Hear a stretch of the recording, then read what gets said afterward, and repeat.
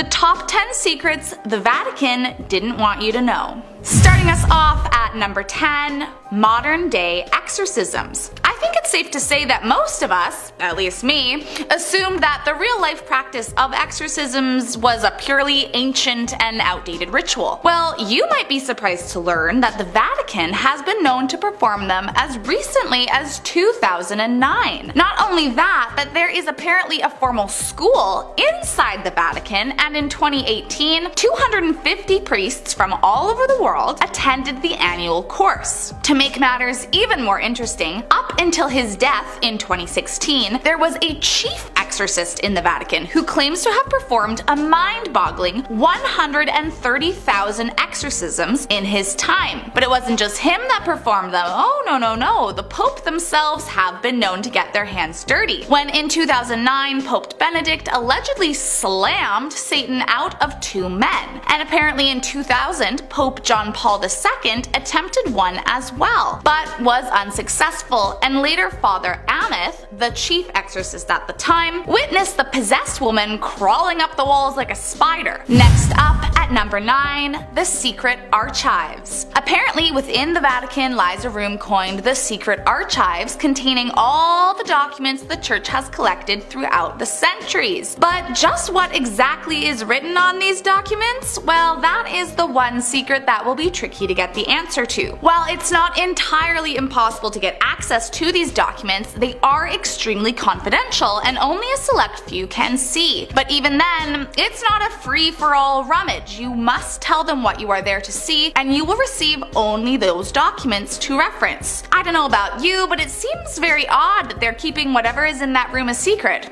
I mean, what is it that they don't want us to know? Next up at number 8, tax evasion. It's pretty common knowledge that most churches around the world are tax exempt, and the Vatican is no different. Well, except for the scale. The Vatican receives a property tax break for all non-commercial properties containing a chapel. They've managed to figure out how to use this to their advantage, and between the years of 2006 to 2011, the Vatican evaded taxes that amounted to 4 billion euros. Like, think about how much money that is. Truly, it's staggering. But before you grab your picket signs and march down there yourselves, there was some justice. Thankfully, the European Court of Justice stepped in and ruled this completely illegal and forced the Vatican to cough up the cash as post-dated tax. But many argue that it wasn't enough. If you look back at accounts dating back to 1992, it's estimated that the Vatican has evaded nearly 13 billion euros. And that's just in the last 30 years. I don't even want to know how high that number could go if we dug even deeper. Next up at number 7, bank dealings with the infamous World War II leader. The Vatican is a sovereign state, meaning essentially that they have legitimate and independent authority over their specific territory, even though the city resides within the borders of Rome. So, a part of this is that the Vatican has their own bank called the Institute for the Works of Religion, or IOR. But truthfully, the term bank is a bit of a stretch. Now, it's not the existence of the IOR that they don't want you to know about, but who they have dealt with financially. Apparently, during World War II, the Vatican received a considerable church tax from Germany's leader annually. The tax was paid via the IOR so that it couldn't be easily traced by Western banks. And through these dealings, the IOR became recognized as the world's top offshore bank. Now, we know the church stored billions of dollars in this account, but the full extent was never revealed to the public, so we will never know just how much the church actually ended making off of those evil fascists. Next up at number 6, top secret court. Back in 1179, Pope Alexander created a secret court to handle sins of crimes based on conscience. The top secret court was a secret to the public up until 2009, but has been known to judge events on a wide spectrum, such as desecrating a communion wafer to priests breaking their vows of celibacy. Now, apparently the sinner who seeks absolution must write an anonymous petition to the Holy See, which is essentially the government of the Roman Catholic Church, which will then be submitted to the tribunal, which is kind of like a board that rules for the court. The tribunal will consider the matter, but the ultimate decision lies in the hands of the major penitentiary, who is the highest ranking archbishop, and it is only if he cannot come to a decision that is then passed along to the Pope. Allegedly, up until the 18th century, crimes of SA and murder were judged by this tribunal. Next up at number 5, post-war smuggling. Not only did the Vatican manage to make money off of the German war criminals for several years, but when all was said and done, they actually helped them escape the mess they had made. Understandably, after the war ended, Europe was not a big fan of the select German citizens that had caused an entire world war, so their solution was to flee the country and head towards South America. They apparently fled Europe using routes known as rat lines, and the Vatican knowingly gave them a helping hand. According to a researcher at Harvard, Gerald Steinecker, the Vatican's aid was based on the revival of European Christianity and the fear of the Soviet Union. And while that may be true, it's still incredibly hard to believe that someone actually pitied these people and helped them escape. To add insult to injury, the Vatican was often behind creating the false identities for the escapees prior to helping them flee. Next up at number 4, Pope John VIII. Now, if you don't know, according to the Catholic Church, the Pope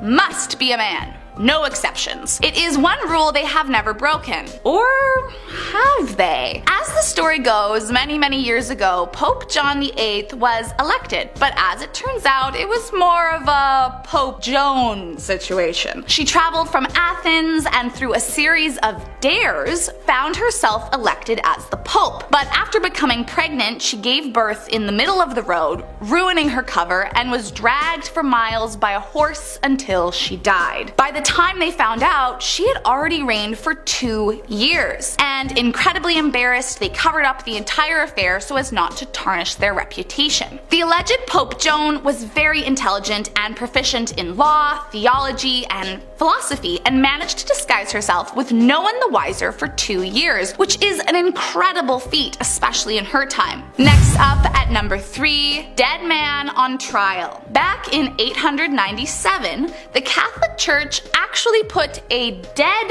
man on trial. The trial was for the deceased Pope Formosus, and his successor, Pope Stephen VI, held it, accusing him of usurping the papacy. He had already been dead 7 months by the time he was put on trial, but nonetheless, they wanted to go through with it. They even assigned someone to speak on his behalf. Unsurprisingly, the dead man was found guilty, and all of his acts as Pope were declared null and void. His body was stripped of his sacred garments, and they cut off his 3 fingers of benediction. From there, he was cast into the river, the place where all the infamous criminals were disposed of for centuries. Coming in at number 2, Duplessis orphans. Flashback to 1940s and 1950s Quebec. Maurice Duplessis was the premier of Quebec at the time, and many of the social services were provided by the Roman Catholic Church. Now, because of the Catholic Church's belief that women needed to be married to have children, they would frequently urge mothers to give up their children to orphanages as they felt that the mothers were incapable of caring for them without husbands. Now, it gets sticky because not only is that just crazy, but many of these orphanages were operated by the church. Now, here is where Maurice Duplessis comes in. He discovered that he could get more money from the government if he declared the orphans mentally ill or unstable. Regular orphans would get him $1.25 a day, but psychiatric patients would get